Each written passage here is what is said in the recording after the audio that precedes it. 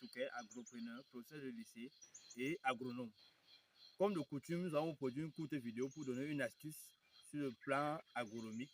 Comment planter un rejet de banane plantain. Le but de cette vidéo sera, n'est-ce pas, de vous montrer ce qu'il y a lieu de faire afin d'éviter qu'au moindre vent ou sous le poids du régime, le pied de plantain ne se retrouve au sol. Si vous n'êtes pas encore abonné à la chaîne, abonnez-vous, likez et surtout activez la petite cloche de notification qui s'affiche au bas de votre écran afin que toutes les vidéos qui seront produites dans cette chaîne, vous ne les ratez point. Dans cette chaîne, nous parlons d'agronomie, nous parlons d'entrepreneuriat.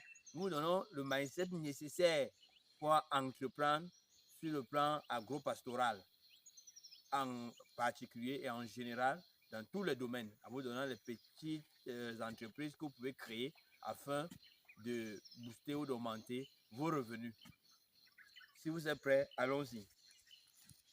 Qu'est-ce qu'il faut faire afin que lorsque le pied de plantain commence à apaiser, peut-être sous le poids du régime, ou alors lorsqu'il y a un grand vent, le pied ne se retrouve au sol. Parce que lorsqu'il tombe, c'est une grosse perte.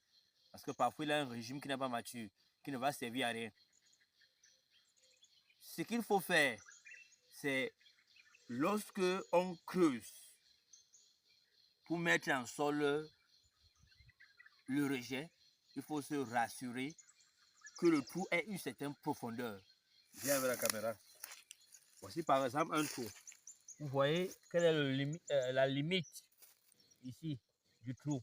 Vous voyez la profondeur du trou. Cette profondeur est assez importante pour prendre totalement le rejet. Quand je mets le rejet à l'intérieur, le voici. Et déjà, vous voyez, ça c'est un rejet sain. Vous voyez, il est tout frais, tout blanc, il n'a pas de problème. Il est sain.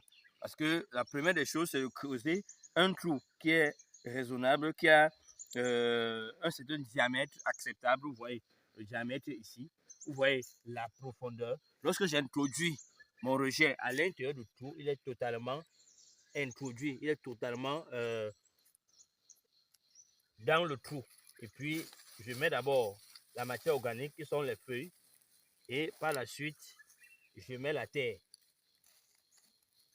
J'introduis la terre. J'introduis correctement la terre et après je peux compléter par la matière organique. Qu'est-ce que vous constatez? On constate que dans le trou, il y a encore l'espace. Il y a encore bien de l'espace sans problème. Quand le rejet va se développer, il va encore aller un peu plus en profondeur. Les racines seront assez ancrées pour ne pas tomber lorsqu'il y aura le vent ou lorsqu'il y aura le poids du régime. La deuxième des choses qu'il faut faire, ou alors du moins ce qu'il faut vérifier lorsqu'on est en train de planter son rejet, c'est de se rassurer d'avoir un rejet sain, comme c'est le cas ici. Vous voyez, ce rejet, s'il est sain, il n'est pas charançonné, il n'a aucun problème. Voici un rejet sain.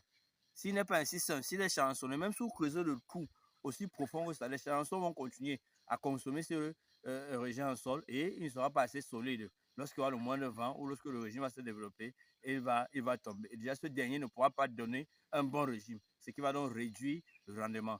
Si vous n'êtes pas abonné, abonnez-vous et partagez la vidéo. Merci.